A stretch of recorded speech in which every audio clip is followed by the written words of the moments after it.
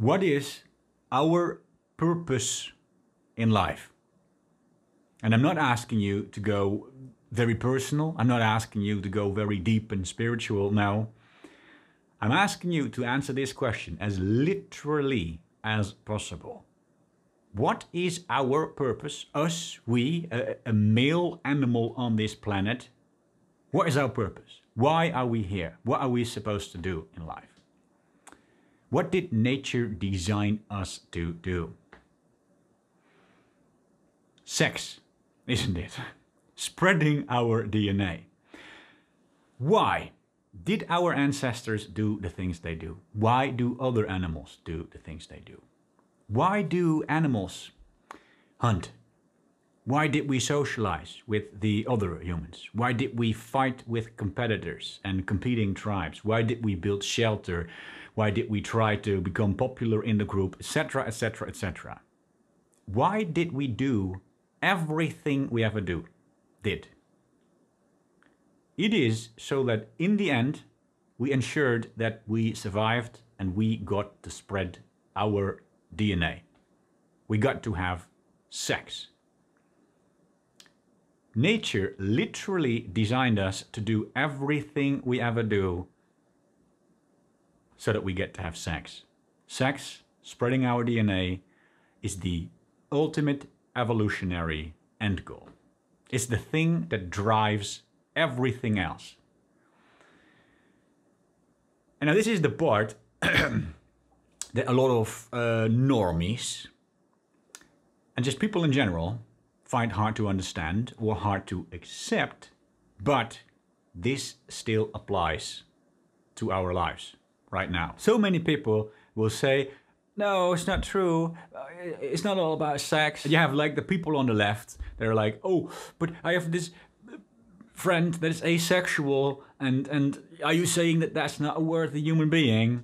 And then you have the people, the red pill people, and the red pill people say, Rob, you were wrong. I'm going my own way, and I'm not doing everything for sex. I'm doing it for myself. You are wrong. You are wrong. On a conscious level, you might believe that you are doing it for yourself. But on a subconscious level, you cannot change the fact that we are biologically designed to do everything we ever do with the prospect of getting to have sex in the end. And now sure, in practice, that doesn't actually mean that you like literally do things so that you get to have sex. You don't like literally earn money and then stand on the street with your money and say, please have sex with me. It's a bit more complex than that. But subconsciously, there will always be an instinct inside of you that drives you to do the things you do, because somewhere deep down, you are designed to think that sex is the end goal. It's a biological fact, right? No matter how much you try to deny that, no matter how much you control yourself and not actually have sex in practice, the instinct remains. There's this book. And there's more books, actually. People have been writing about this stuff like throughout the entire history, throughout the entire world, right? Napoleon Hill, this book. Napoleon Hill was someone that studied extremely rich, extremely successful people. And now some people are going to say, oh, but it's just his opinion, it's anecdotal. Yes, it's anecdotal, but this guy, Napoleon Hill, who spent his lifetime studying extremely successful people, came to the clear conclusion, and he writes about it in this book, that everyone he has ever met that is extremely successful, every high-performing, ambitious person has a high sex drive. And in case you're wondering, how the hell did he find out that they had a high sex drive? I'm kind of wondering about that myself as well. I don't know.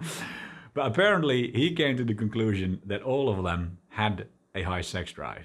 And I don't know about you guys, but when I look in my own environment and I look at the guys that have like the most ambition, the guys that have the strongest drives to build their own businesses or work hard to make promotions, the guys that have the strongest drives to go to the gym consistently or do whatever it is that they're doing,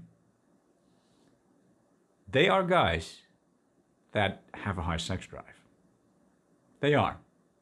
I personally do not know a single person that is a high-performing person, or at least like a high ambitious person, that seems to have a low sex drive.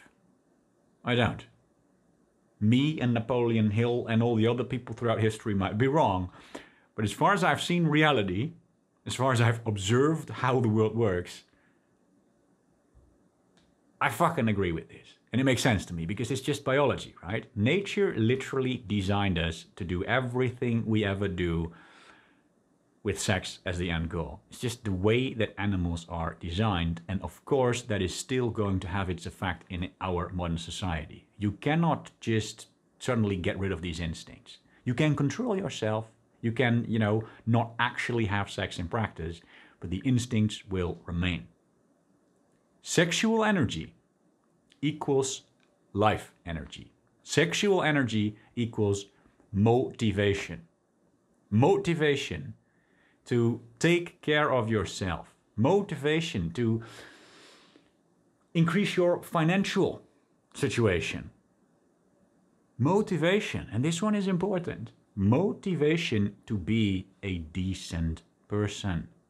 Have values and treat other people well.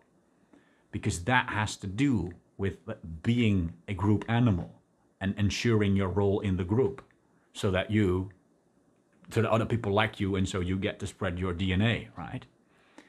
Being a decent person is also driven by our sexual energy. And so what do you think is going to happen if you essentially trick people, if you trick an entire generation of men into subconsciously believing that their evolutionary end goal, spreading their DNA, has already been met by providing them with a digital alternative?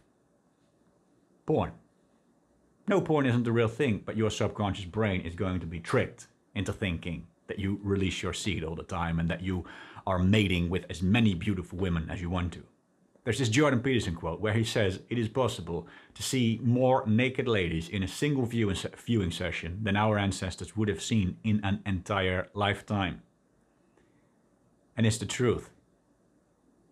We are tricking our brain into thinking that we're done, that we've sort of completed life. The ultimate evolutionary end goal of spreading our DNA that drives all the other things has been met to our subconscious brain. Our subconscious brain believes that there's no reason to work towards that thing anymore. And look at what happens. Look at what happens on a societal scale. Look at what happens on a personal scale in yourself.